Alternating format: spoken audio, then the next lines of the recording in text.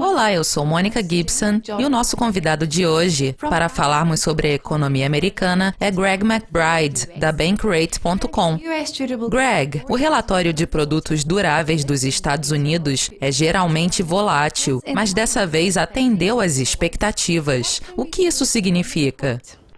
O relatório foi bastante razoável, especialmente se considerarmos que os resultados de março foram significativamente revisados para cima, levando em conta os dois relatórios e o fato de que eles são tipicamente voláteis. Eu acredito que o resultado tenha sido bastante razoável, particularmente após um período de alguns meses de preocupações com o ritmo da economia americana. Todos estão comentando sobre o impacto do petróleo sobre a inflação, mas os gastos do consumidor subiram a uma taxa anual de apenas 1,9% no primeiro trimestre. A Walmart e a Target confirmaram que o combustível mais barato não surtiu tanto efeito sobre as vendas, já que há uma tendência maior para economizar. Como você explica isso? Nós fizemos uma pesquisa com os consumidores americanos recentemente e descobrimos que 40% da população está gastando esse dinheiro extra com necessidades básicas, como alimentos, conserto de carros ou consultas médicas. Cerca de 1 em 5 americanos está economizando dinheiro. Esta foi a segunda resposta mais comum. Apenas 14% dos americanos está gastando esse dinheiro com supérfluos. Na minha opinião, isso deixa claro que mesmo com o lento crescimento da economia dos Estados Unidos e o orçamento ainda muito apertado, quando as pessoas conseguem um pouco de alívio, outras necessidades rapidamente absorvem esse dinheiro extra. Os consumidores não estão em posição de aumentar os gastos de forma consistente. O consenso para um aumento da taxa talvez seja para setembro, mas alguns dizem que o S&P 500 tem atingido uma máxima recorde. O Fed está considerando uma economia mais forte e confirmou que a taxa de desemprego está próxima à taxa de longo prazo. Então, por que a espera? Qual é a sua opinião sobre isso?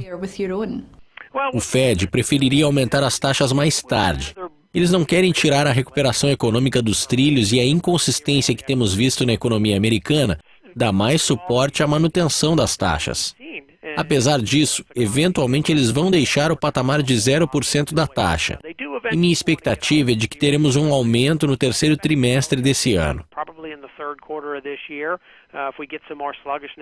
Se a economia ficar mais lenta, esse aumento poderá ser adiado, mas eles definitivamente querem uma elevação.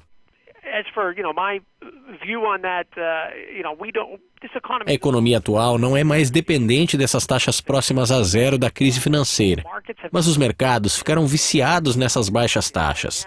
E o Fed precisa acabar com isso, aumentando-as gradualmente. O equilíbrio será delicado, simplesmente porque a economia não está a todo vapor e o orçamento familiar ainda está muito apertado.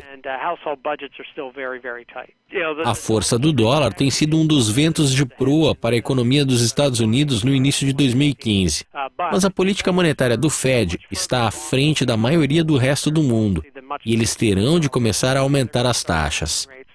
Os outros ainda estão gerando liquidez de maneira mais rápida possível, e isso sugere aumento da taxa de câmbio, o que traz vantagens e desvantagens para a economia dos Estados Unidos.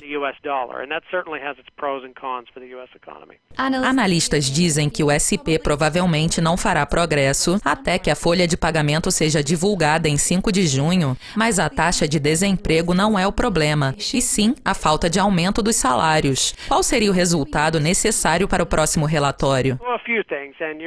Você está certa, a taxa de desemprego não é o problema, apesar de estar nas manchetes. A atenção não deveria estar voltada para isso.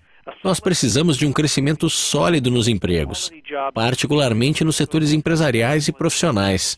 Nós precisamos de mais aumento dos salários através de várias medidas, pois esse é o ingrediente que falta para a recuperação econômica. Enquanto isso não acontecer, a economia dos Estados Unidos continuará nesse ritmo lento de crescimento. Greg, muito obrigada pela participação. Isso encerra nossa entrevista, mas continuem conectados a Dukascopy TV para mais atualizações. Até mais!